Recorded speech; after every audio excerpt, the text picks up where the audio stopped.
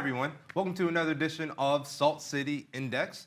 Now, of course, I do not share the ideas or the opinions of my guests, and the guests necessarily do not share my opinions. I am not endorsed by these guests. The guests do not endorse me, and I'm not getting campaign donations from them. This is a completely neutral, biased platform to allow us to speak our minds of what's going on in CNY. So, with that being said, first time I met my guest, it was at a CNY entrepreneurship meetup group. It was in downtown Syracuse. It was in a very nice bar called Three Lives. Phenomenal backdrop. If you haven't been there, you should definitely go.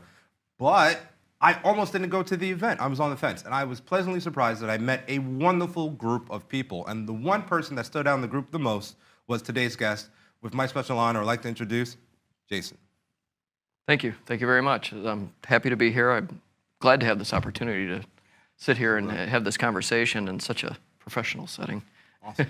Well, for the viewers back home who actually may not know you, could you just maybe just spell out your name, say a little bit about yourself, and then you can just whatever's top of mind for you. Sure, absolutely.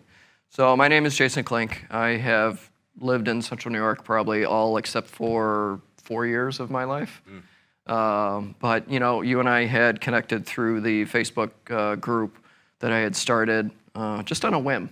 In the middle of the pandemic lockdown, because had nothing better to do at the time, right? What were we doing for our time, right? Yeah. So I started this business person and entrepreneur group just to get like-minded people together, to support each other's businesses, to network, to mastermind, to have these kind of great conversations. You and I would never have connected if it wasn't for that group, which was fantastic. Fast forward from 2020 to 2022, and like the membership of the group just started to take off, and I was like, "Wow, this is fantastic. What else can we do with this?" So I got together with a few of the group members, and we put together the networking events, like the one that you attended at Three Lives. And you know what? I've met such great people because of that, and it's so hyper local, and I got so influenced by that. You know, I've had 2 different podcasts that I've started and ran. My first one was called At the Coffee Table, and it was very broad. I was privileged enough to do over 100 episodes. I had guests from all over the country, even across the pond. And, you know, it's been fun to do, and that was fun to do, right? Absolutely, yeah, this is fun. So, you know, after 100 and some odd episodes, I decided, well, I think it's time to switch gears a little bit here. Because of being so inspired by all my good friends in the Facebook group and the networking group, I created CNY Conversations for a podcast. And it's all niched down just to everything in Central New York. It's to support people's causes, their political campaigns, their businesses, and whatever endeavors they're working on. Yeah. I was on that show, by the way. It's a good show. You should check it out. Yep, absolutely. Yep, shameless plug. Yeah. That's awesome. That's great. So, I mean, first off, you know, like I said, just open platform. Like, what's top of mind for you? Like, here's your stage. What is that you want to talk about today? Ooh, you know, it's interesting that you bring that up because, you know, I just did kind of a solo episode of my podcast. I was in between guests. And I decided to do a solo episode of the podcast, and I don't do those often because I feel like who wants to hear me rant? But the first thing I had talked about was, you know, or in this podcast I talked about was, you know, networking and collaborating and masterminding, the power of masterminding, the power of getting people together to build something. You know, I'm sure you have a small team behind you for your campaign for County Ledge. Grassroots. And you know, those kind of foundation up, grassroots type of, you know, efforts are so inspiring to me. You know, to be able to see, you know, people not only do that type of foundation up work, but also be successful at it, right? And so that's one of, and I think we need more of that with all of the chaos that goes on in this world, and most of it's well outside of Central New York. You know, I think it's just so motivating to tap into people's passion, to tap into what motivates them every day, to jump out of bed and go do something great versus what we get pounded with in the news every day. Yeah. So. Definitely. Yep. Well, looking into your background, you've done a lot of amazing things. More like a lot of things, but Or a lot okay, of go things. ahead. It's okay. Like it helps build character. And one of Yeah. those things I looked into was the fact that you were like working with the 911 dispatcher Yeah. for Onondaga County. Yep. I used to be a police officer, so Right. I used to interact with like what we would call Central. Oh, which is, yeah. Yep. Was it called Central here in No, it's just dispatch, especially for the city cops. It's just dispatch. I've seen places where they'll call it radio, they'll call it central, they'll call it different things. But for us, it was just dispatch. That's all. So. Was it very high volume where like it's almost like double Dutch where like every cop is waiting to jump on the radio to get their call in, or is it like super slow, or like I'm just curious because like it's one thing you don't really think about a 911 dispatcher, but like there has to be a very unique perspective from you. So like if any insight in that industry that you love to share, I'm all ears. And I'll get up on a bit of a soapbox. So if I get too high on that soapbox, just cut me down. But no promises. I might bring you down. Okay, no, I'm joking. I'm done. Go ahead. So and here's how it started out. So I was working in public safety in one form of fashion for almost 30 years. I was in the fire service here locally, the volunteer fire service. I was a fire chief, but in parallel to that, I worked at 911, and I was a dispatcher for 12 of those 19 years, and then a supervisor for the last 7. It can be a very demanding job. It can be a mentally taxing job, but it also can be very rewarding. When you get to help someone on their worst day and make it better, that was the rewarding part. But bad things happen to good people. Bad things happen to bad people, but bad things happen. And, I had my share of exposure to what I heard first and also what I saw.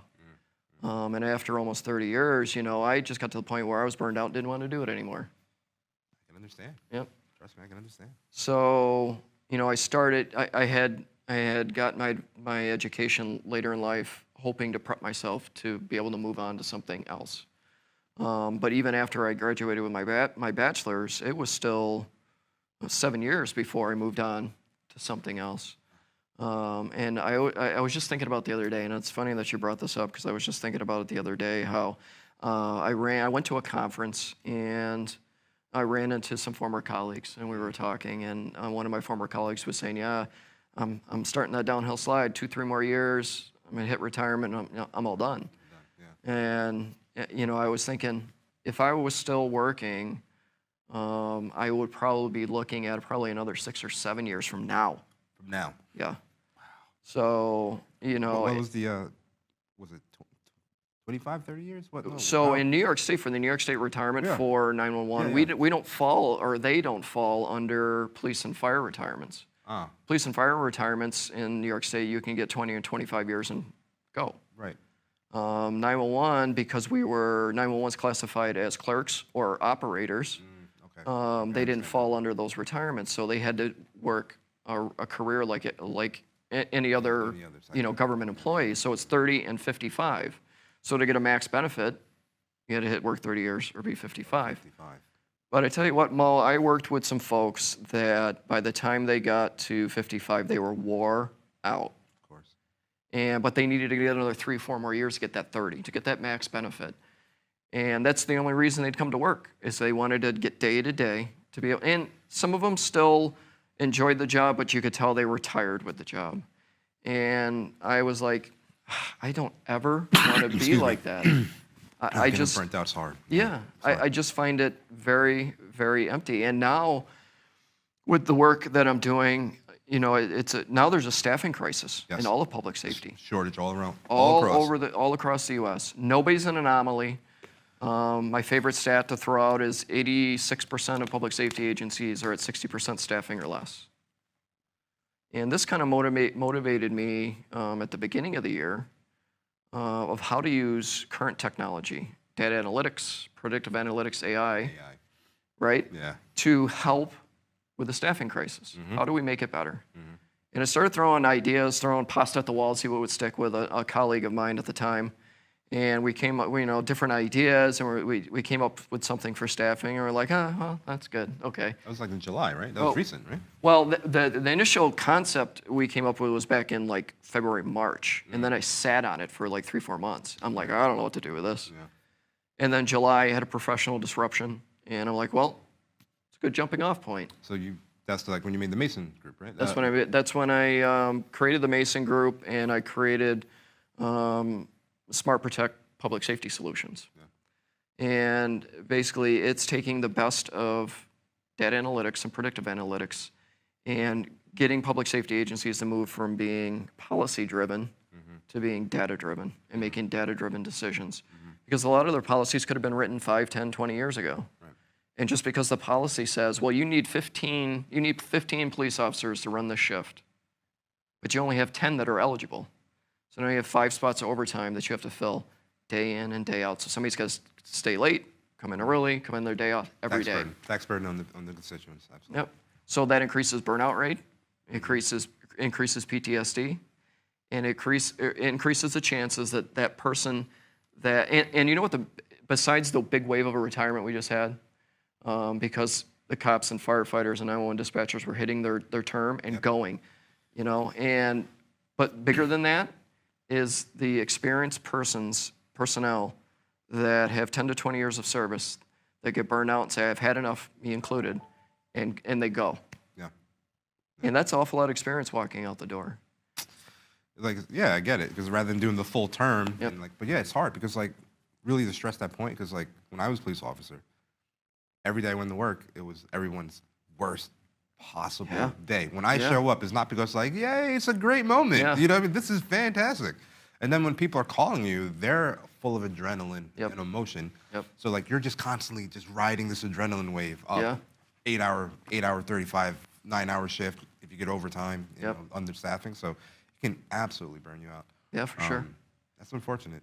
I mean, I feel like it's one of those situations where like should definitely be aligned with law enforcement for their retirement age, because it's very similar, comparable. But then we're facing that, the staffing. So it's like it's tough because, and here's the other problem is salaries are staying like this, and inflation and cost of living is way up here. You want to get more police officers on, in the street. You want to get more 911 dispatchers in the seats. But you only want to pay them $50,000 a year. That's the starting salary in Onondaga County for a telecommunicator, which is you can either get hired as a call taker or hired as a dispatcher, 2 different classifications. Yep. So if you get hired as a call taker, I believe the starting salary, if I remember correctly from the last job posting I saw just recently, was $52,000 a year. $52,000 a year to come in and work 12 and 14 and 16 hours every single day. Not 8-hour shifts. Well, it could be on 8-hour shifts, but all the overtime. Yeah, the shortage, right. So now they're going to come in and, oh, great, they can pad their salary with overtime. Wonderful. But when they're getting pounded every single day, and then they look at Amazon and they can go throw packages at the Amazon warehouse for $60,000 a year and take less of a mental beating. Like 911, it's your emergency, please hold. And they're so short-staffed that there is a recorded system that when calls start coming in and it's more calls than the call takers, they start going into queue. Yeah. And unfortunately, there's technology out there that can help with that, with AI and chatbots, and chatbots being able to triage calls.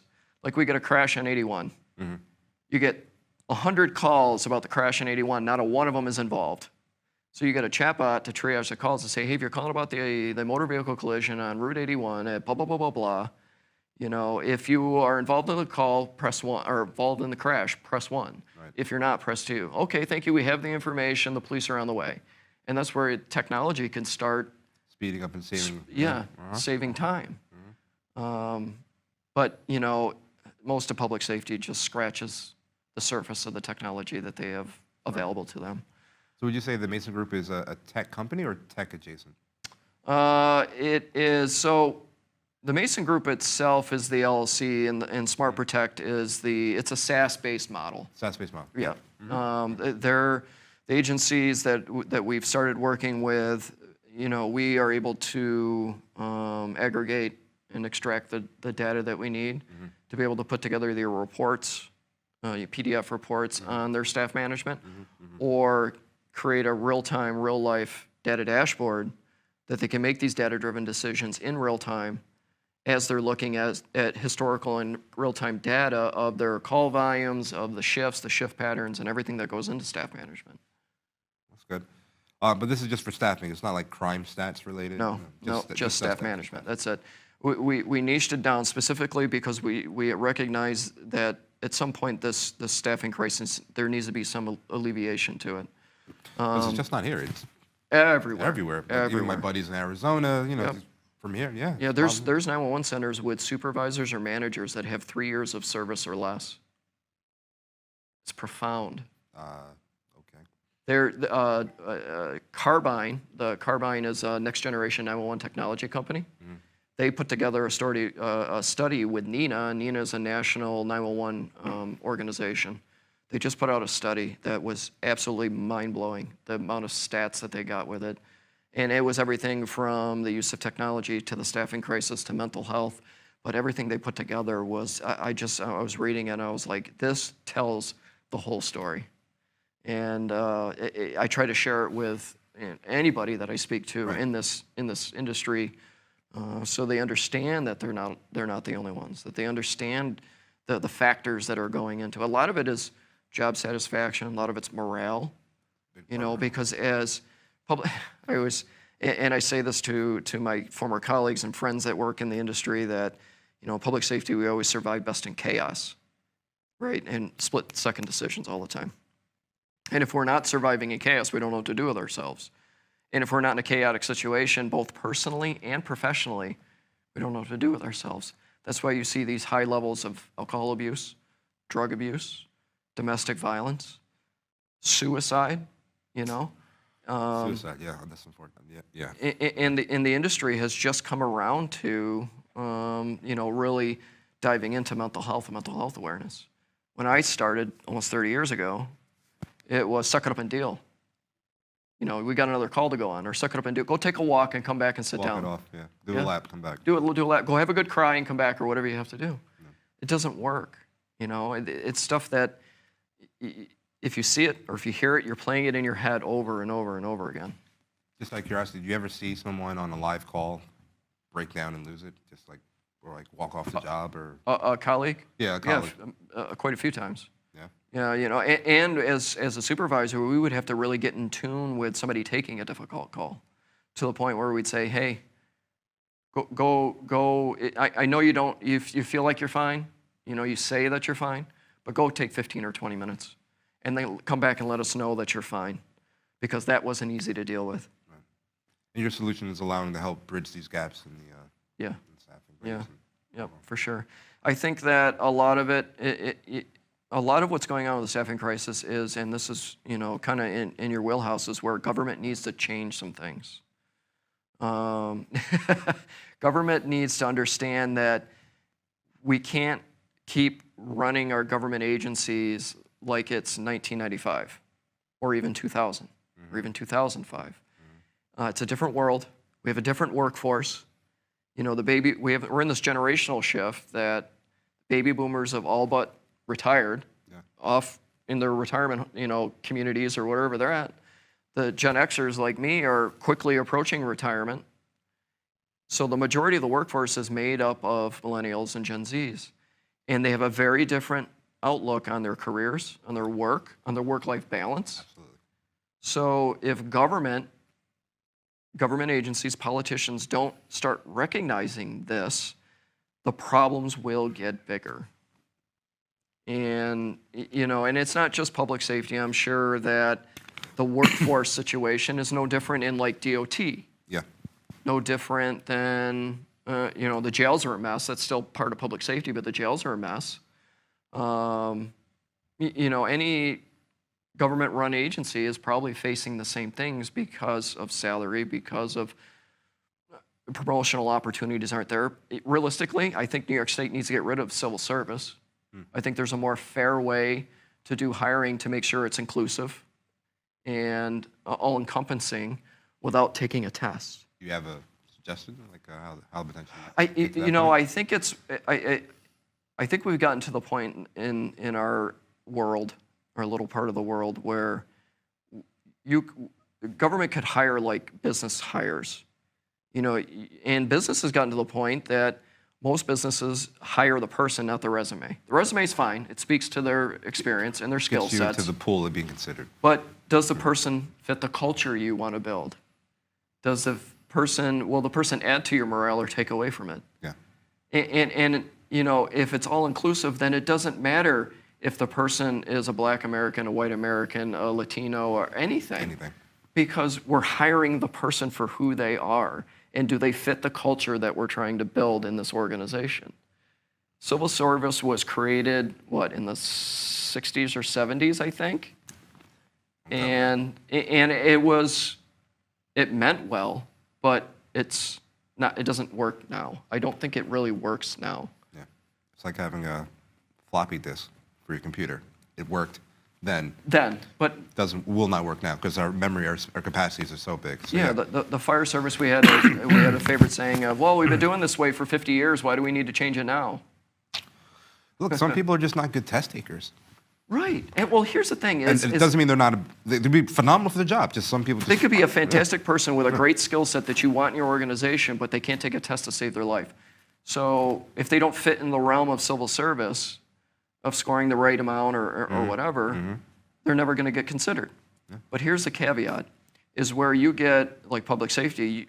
Any public safety agency used to get hundreds and hundreds of people taking civil service tests. Tons. Right. Tons. And now they're lucky if they get 100.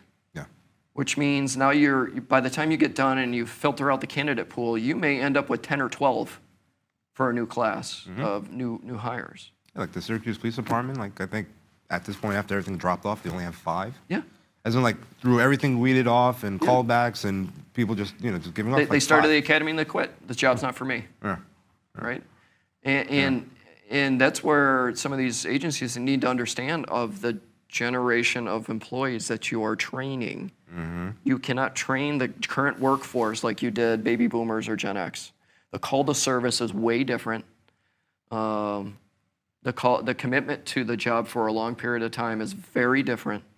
It's time to change mindsets. And when you get somebody like yourself with a very progressive mindset that looks through a different lens, that's not worrying about the next election. You're worrying about the current election, Absolutely. Right? Absolutely. So it's going to take that type of thinking to get around or get over some of these hurdles, in my opinion. Yeah.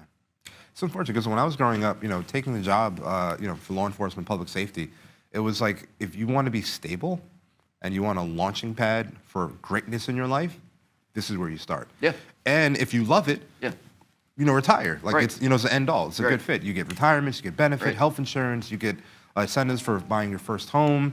The list just goes like on and on and on. And then when you put on your resume, public safety, law enforcement, fire department, anything like that, it's just like, really, that enough will just get you an interview. Yeah. So I wish more people would take the job. It's great. Yeah, it's interesting how and the thing is with like the baby boomers, and I go back to the generational thing, but it really weighs heavy on my mind. It's like the baby boomers they saved all their money. And if they got a good job and they could make a decent wage, that was all that mattered to them. But they worked 8-hour shifts and they came home and they had family time or volunteered in their community or whatever it was. So they had the call to service. They were committed to their job for 30 years. But the thing is, they worked for 30 years to save all their money, to retire, and hope that they can enjoy that nest egg, and then waited to die. Yeah. Right? Yeah. And the baby boomers influenced the Generation Xers to a point. But then as the Generation X got influenced by the younger generation, it was like, whoa, wait a minute, maybe they're onto something. Maybe they're onto something with this work-life balance. I, to this day, think I made such a great decision leaving civil service and leaving public safety because I have a better home life. I have more peace of mind. I get great family time. I missed a lot of my kids' activities and a lot of my kids growing up because I worked a lot. I worked 911. I ran a fire department. I rode an ambulance every now and again.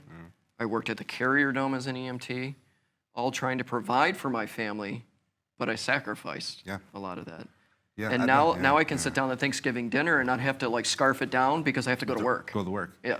Or get called out. Right. You know what I mean? Or you're sitting down, you sit to eat, and then you got to go on a call. Then you got to go. Yep. So it's that happened many times. yeah.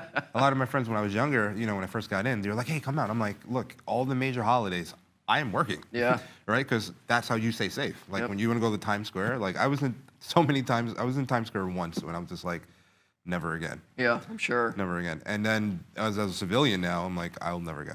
Yeah. But nonetheless, you know, it's taxing on you. But one interesting thing that you have is the you know, the fire department angle. Yep.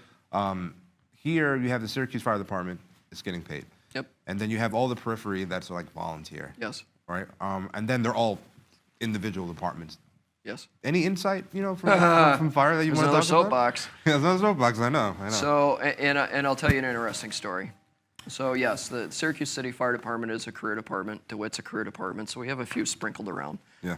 The volunteer fire service was when I was growing up in my volunteer firehouse. My dad was in the fire department for 37 years. He rose up through the ranks. All I ever wanted to be was a firefighter, right? My two brothers, one's a cop, one's a bar owner. They had no interest in being a firefighter. I used to have a bar. Yeah. So, you know, growing up, that call to service, that's all I wanted to do. We always had, God, it's such a huge group of people that were always there to try to figure out how to do best by the community, how to make the department the best in the county. Fast forward to when I was fire chief in 05 and 06, I started recognizing how the ranks and the volunteers were starting to dwindle. And it was getting very difficult to make sure we were staffing the amount of apparatus for certain calls like we used to. And in 2010 or 11-ish in there, maybe 2012, a good friend of mine, he grew up in the firehouse as well, and we were in the same department. We started recognizing this. So we started redoing the membership classifications to make it easier for people to volunteer. So a group of us got together, and, you know, a few of us, and we started looking at this, and we presented it to the department. One of the changes they kept, and the rest of them was too radical at the time. That, no, we don't need to do that. We don't need to do that. We're not ready for that. And it was simply allowing certain members to schedule their time. Because I recognize how most people weren't working 8-hour jobs anymore. They're working 2 and 3 jobs. They didn't have a lot of time to volunteer at the fire station. They schedule every aspect of their life. They should be able to do it for the fire department. At least you can count on them being there like 1 day a week for 4 or 6 hours, whatever it was, and you knew somebody was going to be there because they scheduled their time. Well, it wasn't really accepted. Now fast forward till now, and I retired from the fire service, you know, in 2018. And and when I was done, I was done. I've had inclinations to go back and help, but that inclination dies real quickly after I start thinking about everything that goes into it. You got so much on your plate, though. Yeah, right. And that's it. Time's, you know, not on my side. But, you know, so I've had very little interaction with my old department, with the fire service in general. And this year, I just had an interest in a buddy of mine, a very good friend of mine. We were up together. He's one of the chiefs in my old department. So I wanted to, you know, support him and stuff. So I went to a fire department meeting in May. And the conversations, nobody's coming around, nobody's cleaning the trucks, nobody's doing anything, blah, blah, blah, blah, blah. And I'm like, what is going on? And I started talking to some of the members, and they're saying, yeah, we have a real difficult time of getting people committed to spending time here. We don't get the turnout that we used to. We probably only have 8 or 10 really active personnel. And when I had started, you had 45 really active personnel. Excuse me, 45, wow. Now, so I heard all this, and I'm like, 45 wow. to 10, how are they functioning? Right, exactly. And in this one department, this is just about every department in Onondaga County. None of them are different from the other. Yeah. So in September, I went to another meeting. Had a little bit of time, decided to go see everyone, so I go to this meeting. And they're having the same conversation. Nobody's coming to calls. We're not turning out for calls. Nobody's coming to training. And one of the assistant chiefs, he's very passionate about the job. Yeah. And the passion was coming through, but so was the frustration. The frustration started to overshadow the passion to where he's arguing with some fire commissioners, he's arguing with the other assistant chief. And I'm just sitting back and I'm looking at this and I'm listening. And finally I asked if I could speak. And the president of the organization, he goes, yeah, sure, absolutely. So I said, you know what, at some point, there's got to be leadership. At some point, from the commissioners to the chief officer, line officer, executive board, there has to be leadership. You have to change something because what you're doing is not working. Allow your people to schedule their time here. Start looking for ways to get them involved and get them included, and stop just trying to spin your wheels doing the same things. I said, otherwise, go find one of the neighboring departments, start the merger conversation because you are drowning. And the whole room went quiet. And I went, uh-oh, either they hate me more than I thought, or maybe I said something that struck a chord. Right. And, you know, I had a few of the members come up to me afterwards and say, Chief, that was great. I'm glad you said that. They needed to hear that. And hopefully they change something. But you look at, it doesn't matter what the name is on the front of the building. They're all struggling. And it takes the dispatch center to dispatch 6, 7, 8 departments in hopes of getting 3 pieces of apparatus to a house fire. That's a problem. It's a problem. And a lot of these fire districts, village fire departments, independent departments, they all have their own little governing boards where the politicians and the managing government doesn't have a lot to say about the fire departments. And that needs to change. It really does. Yeah. At some point, I think the county needs to look at this and go, all right, we're going to change things. We're going to lobby the state. We're going to get rid of the home rule legislation and allow the county or some other governing body to run the fire service in the county. Would you be in favor of like a merger and like having everything? All of them. They all need to merge. Yep. But I guess like also with the jail, it's like, what about like seniority and power and, you know what I mean? Like rank, you know, it's like if I'm chief of my house, now I'm merging, I lose my time. You know what I mean? Like that's always a... There's ways to work around. I think that's just semantics. And that's the biggest problem with the volunteer fire service in New York State is everybody has their little kingdoms and nobody wants to get their hands out of the cookie jar. But the cookie jar is empty. Yeah. I mean, without losing sight why it is here, it's keep your house... My house burnt down. That's why I'm actually back in Syracuse. Yeah. So like, I value firefighters. You know what I mean? Like I genuinely do. Yeah. So like, if my house was to be saved, and if it was only for the fact that there was understaffed, then if you would ask me, do I believe in having more firefighters? Absolutely. Because until you go through that emergency, well, it doesn't apply to you. I mean, you got a lot going on. You know what I mean? You have definitely, Insight 911 Fire. You know what I mean? You basically started your own company, like a, SaaS-style company. It was awesome. You also did customer success. Yeah, I was a customer success manager for a few different public safety SaaS companies. When I left 911, I started working for a public safety scheduling solution, which was a great experience. And then I moved on to Carbine, which is the next generation 911 technology. That was a phenomenal experience. I had a lot of fun doing that job. But then I was offered a promotional opportunity with another company and ended up, this was a much bigger company. It bought up 6 or 7 different businesses. They had investors, a lot of parts moving, restructuring, reorganizing. But I supported a business unit that provided incident command, incident management technology for the fire service, which was very interesting. And then because of reorganization and restructuring, that's where the disruption happened, and I had to pivot. But I tell you what, it was stressful. It was upsetting. It's been a stressful few months because, my family has a quality of life that they're used to that we have to pay for, Happy wife, happy life. And, yeah. So it's but I can, I truly believe that the universe makes things happen when they're supposed to happen. They put you in a situation to put you in a situation. So absolutely. My whole mindset, it was, I could have been like, oh crap, this is awful, I don't know what to do. But no, it was, all right, I got to find the next opportunity or make my own opportunity.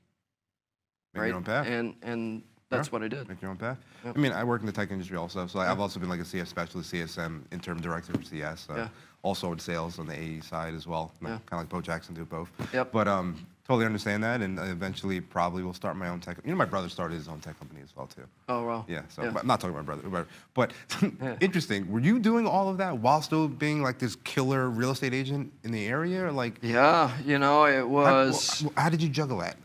How did you do that? Because like, if you can do it, I kind of want to do that. Too. time blocking is my best friend. You know, and I've learned a lot of lessons. So in 2016, when I burned out, had enough, didn't want to do it anymore, I went to a friend of mine who's now on the county ledge, but a friend of mine, retired police officer, and he had a pretty successful real estate team with Keller Williams. And I went and talked to him, and I'm like, I need to learn something other than public safety. And he said, well, go take the real estate course, come back and talk to me. Yeah, it can't be a one-trick pony. Yeah. So I took the course, but then you know, the real estate course just teaches you how not to get sued. Yes. Doesn't teach you how to sell houses. Yes. Doesn't teach you how to run a business. Correct. So when I started, I'm like, oh, I can learn about business, marketing, branding, financing, everything that goes into running a business. And social media. And social media. And social media. So, absolutely. Yeah. And when you could, you know, as a real estate agent, you're working for a brokerage or you're working on a team, but it's still your real estate business. Still your business. Absolutely. So I had to learn all of this. Learned all of that, dove into personal development, got big into social media marketing, you know, really recognized in 2017 that social media was going to be huge for the real estate business. Absolutely. Right? And so I kind of went down into the rabbit hole of that. So as I'm still working at 911 for the next couple, 2-3 years, I was building my real estate business as a side hustle. And, you know, I've been fortunate enough to work with some great people, friends, family, clients I didn't even know until they decided to make a real estate transaction, right? So I've been lucky enough to be able to manage my time as I did different things, as I worked full time. And time management. You know, and it's time management. It's recognizing that if you don't pick up that phone right then and there, that client is probably not going to catch on fire, right? So if you're having dinner with your family and you got a client that wants something from you, you can get back to that. Yeah. It always floors me when I see real estate agents posting on social media. I'm writing contracts at 11:30 at night. Why? At some point, your day's got to end. Yeah. And if your client is texting you at 10 and 10:30 at night, or you have another agent texting you or trying to call you at 10, 11 o'clock at night, they're not going to catch on fire if you don't get back to them until 8 o'clock in the morning or 9 o'clock in the morning, right? And that was one of the biggest lessons I learned, because when I was trying to develop my business, I was like running out at all hours of the day, going to go show houses, all this stuff. And my wife finally was like, what are you doing?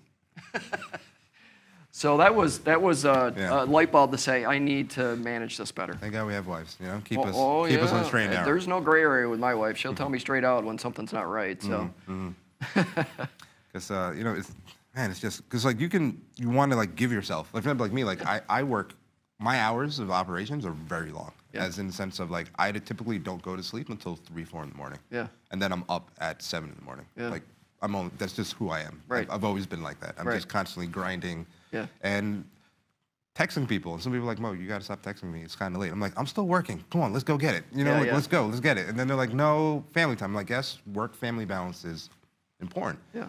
Because really, if you really distill everything down, why most people do things, it's for your children, your family, your significant others, your loved ones. You know what I mean? Like you're doing it for your core. Yeah. Your core group of people. For sure. And you know, I saw this one thing where this kid had wrote this thing to, like in school and says, what do you want to be when you grow up? And he said, a cell phone. Like, a cell phone? He was like, yeah, because at least then my dad will pay attention to me. Oh. Broke my heart.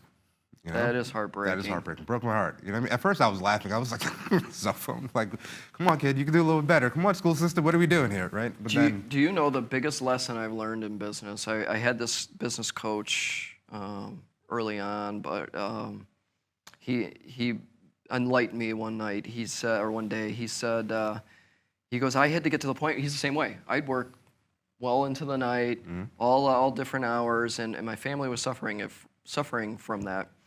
He goes, so I had to make a cue to myself. He goes, so when I wanted to end my day, and it would always end around 8 o'clock, 8:30. He goes, I'd go in and take my contacts out, put my glasses on. He goes, not only was it a signal to my brain, I'm done with work, it was a signal to my family that I'm here for you. And I'm like, that's huge. And these things are such a big distraction that now I've gotten to the point where I tried to set it on a table or a faraway table in the evening so I can pay attention. You can't even like, yeah. Because otherwise the draw is just too much of, what's going on, and that kind of thing. And I think that's where people miss out. And that's, and it's an attention society, attention economy. So.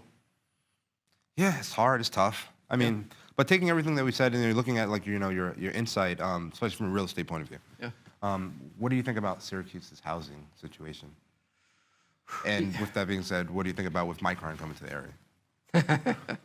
I'll start with Micron. Let's start with Micron, absolutely. So I hope Micron comes to fruition, everything that they have planned, I do. But I'm of the opinion that I'm not going to put much stock into it until they're driving pylons into the ground and they start putting up buildings. Until they break ground. Mm-hmm. Because I've heard big plans before. Pyramid companies being one of them. They were going to make this big, huge mall and entertainment space, and they're going to build a technology park off 7 North Street and all this different stuff that never happened. Right? They got their tax breaks and it never happened. Well, what do you hear in the news these days? Micron wants tax breaks. So I think that if Micron doesn't happen, it's going to be an egg on a lot of politicians' faces. But Micron's changing the dynamics, right?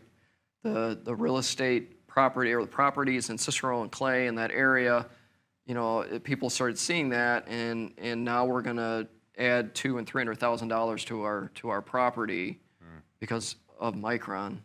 Property values, sales are going up. I think there's way too many variables with that project. I think there's way too much can happen in 10 years because this is a 10-year project, right? So, and I think it's throwing a bit of a wrench in the local real estate market that's already pretty complex and challenging right now. The real estate market has been very active and crazy nuts for, 3 or 4 or 5 years or better, right? Yeah. And homeowners were making out great on the equity of their home because the appreciation values went through the roof. Yep. Mm-hmm. Mortgage rates were super low, so everybody was making out, refinancing their mortgage or getting a new one. And now you fast forward to now, and mortgage rates are 8%. The buyers went, whoop, I'm done, I'm waiting. I'm not going to pay 8% in a mortgage. Homeowners do have zero motivation to sell. If they refinance their mortgage for 2.5% or 3% or 3.25%, zero motivation to sell unless they have to, right? Yeah. So, but here, the other caveat to that is you're sitting on a huge amount of equity in your home, right? Yeah. So if you have a need to sell your home, you're going to more than likely make out pretty well. It's just finding another home to buy. You can sell your home, but then where do you go? Right, but right now, there's a market correction that started to happen even here. It started out west. I know of Colorado back in June was in a buyer's market because they absorbed a massive influx from California. Yeah, that makes sense. Yeah. So it changed the dynamics of their real estate market to where now, days on market was over 30 days in Colorado in midsummer. Here it was still 3-4 days, tops. Now it's 1 to 2 weeks. And a lot of the listings that have gone out, most of them have had price reductions now because they're on the market longer than 1 or 2 weeks. 1 or 2 weeks, yeah. Because the buyers are like, no way. I'm not paying 8% in a mortgage. Yeah. There's creative ways to get mortgages. The mortgage companies have gotten very, very creative. Even if you had to get a mortgage now and it was 8%, the mortgage industry is going to recycle. So at some point, the mortgage rates will drop again. Historically, average mortgage rates are 7%. So historically, the rates will come. Will we see 3% again? Highly unlikely. Unlikely, yeah. Will we see 4 or 5% again? Probably. Yeah. So if you have to buy now, even if you're at 8%, and we go down to 4 or 5%, you refinance. Refinance. Yeah. Right. Or get a adjustable rate mortgage now at a lower rate, and then when it recycles, refinance to a fixed rate. The problem is that typically when you can buy the house for 40, now it's going for 100. You need more of a down payment up front, and that's starting to make a gap. Oh yeah. There's not as much buying power. The housing situation has been very difficult. I think that The available homes on market was making it very strenuous for buyers. There wasn't a lot of building going on. There's more building going on now because it's a little cheaper. Building construction is a little bit more, the materials are cheaper. You know, if there's a massive influx of people because of Micron, that's going to be a caveat. And again, it'll put the local real estate market into a correction because there will be more buyers than homes to purchase.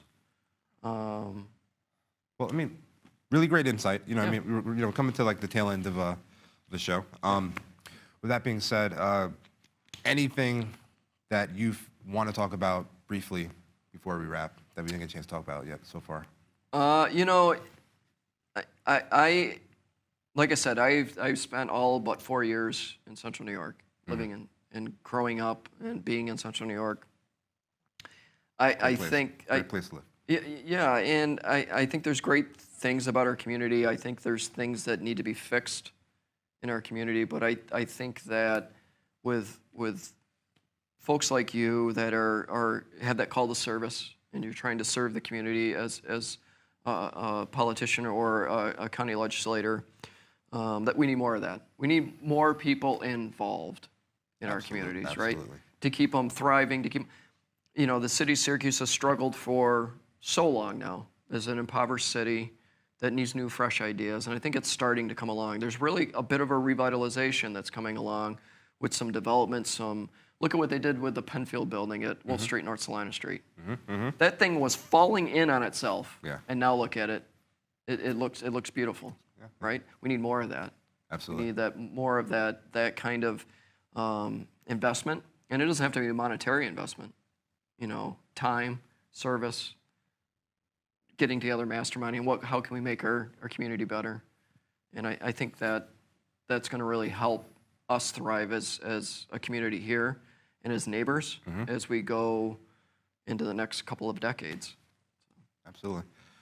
All right. Well, taking a look at the camera, let the audience back know, you know, like let the audience know back home how they get in touch with you for your real estate, for, you know, for your company. You know what I mean? Like, shameless plug, go for it. Go ahead. You know. Yeah, you know, if you want to get in touch with me, I'm not hard to find on social media. It's just my name, Jason Clink. I'm on Instagram, Facebook, LinkedIn, TikTok, all of them. You know, YouTube. I do have my podcast, CNY Conversations. Check it out. It's on YouTube. It's on Spotify. I usually put it all over social media. And you know, if you're in public safety, you want to check out what we're doing with technology these days, check out themasongroup.com. All right. Jason, always a pleasure. Yeah, absolutely. I appreciate it. Yeah. All right, let's be in touch. Yeah, absolutely. Thank you for being on the show. Great to do this. I appreciate it. Absolutely. Thank you.